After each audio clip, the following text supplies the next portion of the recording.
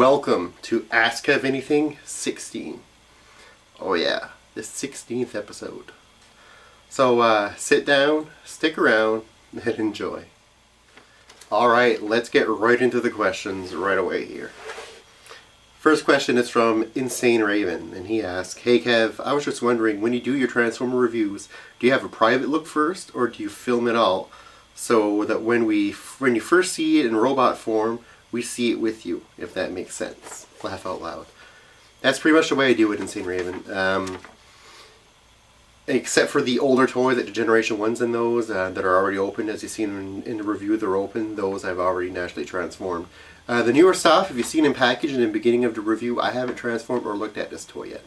So you're seeing and hearing my take on a toy as I'm going through it. I'm vocalizing what I see and what I feel as I'm actually doing the review. I find it kind of makes it more genuine that way. It's kind of like seeing a movie, you know. Post a review of a movie after you've seen it. You know, you're not going to post a review of a movie, or you can, but I mean, most people don't post reviews after they saw the movie 15 times. You know what I mean? You're gonna watch it once, look at it once, and while you're looking at it, you're getting all these emotions and whatnot, and basically that's what I try to convey in my Transformer reviews. If it looks sometimes I'm a little lost and I don't really know how to transform the thing, it's because legitimately I am a little lost and I don't know how to transform the thing. But I try to do the best that I can in a one-shot deal. Next question is from Brew the Blade, and he asks, "If you're going to get drunk in a country where the drinking limit is under 21 and went to the States and were still over the limit, could they arrest you for underage drinking, even though you did not do the drinking in the States?" So, nice question. Basically what it's saying is, if I get drunk, let's say you get drunk in Canada, where the age limit is 19, then you come back over the border in the US, where the age limit is 21, can you get stopped, or, you know, can you get in trouble for it? I'm not a lawyer, or anything like that. I would assume yes, you would get in trouble for it if you came back, because the law doesn't say you're not allowed to, well, actually, it probably does say it like that, but it doesn't necessarily only say you're not allowed to drink till you're 21. You're not allowed to be under the influence of alcohol, period, until you're 21. So I really don't think it matters if you get drunk in Canada and you cross the border back, well, you're drunk under 21 in the United States. So I would figure, yes, you could still get in trouble. But let's face it, underage drinking goes on all the time. I did it. Next question. It's from Steven Chalifou, and he writes, "I am writing this for my son, who found you this evening when looking at the Chimera Bumblebee. He seems to think you may be able to help him transform his truck called Ironhide, which he has lost the directions for. If you please reply, if not, it's totally okay. We thought it was worth a shot, being that you like this stuff so much. Thanks, Steven's mom." So what I'm going to do for you, for Steven and for Steven's mom, is I'm actually going to send you a scan of the instruction booklet for Ironhide. So I'll send you that, and yeah, hopefully it'll help solve your problems. I hope, anyways. Next question is from Conway Gillian, 1993, and he writes, "Dear Kevin, what are some of your favorite movies? Also, do you ever read any fan fiction?" Favorite movie of all time, as I mentioned in the past in other reviews and other videos, it's Jaws. Best movie ever. In my opinion, anyway. If I ever read any fan fiction, no, I don't read any fan fiction. I think I might have read some fan fiction, like maybe 96, 95. I haven't really read any fan fiction ever since then, I guess. I do actually write my own stuff. I've written several short stories in that, you know, when I was back in high school and all that, and I love to write. Maybe someday you'll see some of my stuff in a comic book. Who knows? Hint, hint to the comic book creators out there. Independent label, maybe? I don't know. Anyways, the next question here is from Tony, who is Dragon Ball 3116, and he writes, "Dear DCompose, I sent the questions to DC Comics and yet to receive an answer from them. Maybe you can help. I have a Superman Batman trade paperback, volumes 2 and 3. Volume 2 contains issue 8 to 13, but volume 1 of the trade paperback series contains issue 1 to 6. It is missing issue number 7. What is the answer to this question? Guess you want to know why is it missing issue number 7.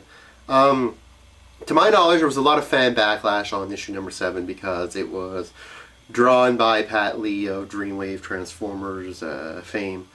And apparently, I never read the issue. I'm just telling you what I've heard about the issue.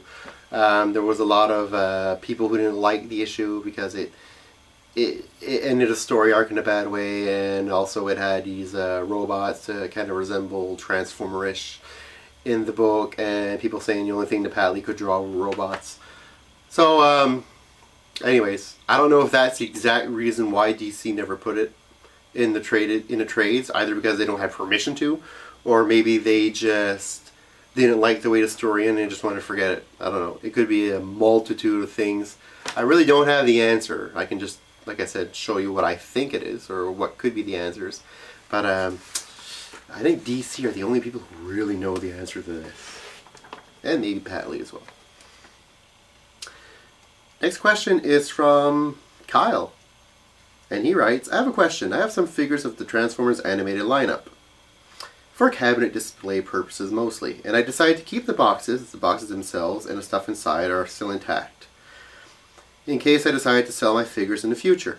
I hardly break them if I take them out of the cabinet. My question is it possible to do something like that if you're a collector? Or did I waste some of my money for nothing? Thank you very much. P.S. Did you ever hear about the Canadian Masterpiece Megatron band lift back in August? Yes, I've heard about the Masterpiece Megatron band lift. I already have mine. I've had mine for a little while now. Affected by the cosmic rust. Your answer to your question, I mean, is it worth the money? Well, if you like to buy these things, then yeah, it's worth the money. If you don't, well, then no, it's not. Buying toys in this day and age in order to save them and want to make money off of them, I mean, it's a little harder. I wish I would have kept up my packaging of my old stuff. And I did on some of them, like Megatron and Prime and them. I used to save their boxes. Any box with foam I would save. But the boxes that had no foam in it, I wouldn't save. I mean, to answer your question, if you're looking at it for money, I mean, there's a lot less people in 1984, you know, that were buying Transformers that were saving them sealed for collector reasons to hopefully sell in the future than there are today. People today, you know, if they buy animated or whatever, you know, a lot of people are buying it, and some people are buying collectors hoping to sell it later on. You know, it's never going to be worth as much as G1s were, because the whole point was back then people weren't saving them. People weren't saving these things sealed. They weren't doing that, and that's why they became rare. It's because nobody was doing it. They were found years later, probably warehouse finds and whatnot, and then boom, you know, these things are worth you know, a shitload of money. But to answer your question, is it worth the money? I mean, if you like to collect, yes, it is. If you're doing it for the money, well, you're probably going to find yourself, you know, maybe on a short end of the stick. Next question is from Comic Book Guy, and he writes, Hello, DCompose. First of all, your videos are great. Thank you. I appreciate that. Next one is, his next part of the question, I should say, is I just saw Watchmen 101 and it was awesome. Now, I have a question. I have a forum about comics. It's a German forum. Can I put some of your 101s in there? Would you agree to that? If you want, I can send you a link. Thanks, Comic Book Guy. P.S. I hope you will get your own TV show. I hope so, too. As for putting my stuff up on your comic forum, go right ahead. I have no problem with that. Put it up. Put up the videos. Put up links to the videos, you know. Yeah, why not? I'm just looking to help people out, and, you know, that's all I do. That's all I hope to do. So yeah, no, please, by all means, if you want to put links up, if you want to put the videos up, go right ahead. It's not a problem.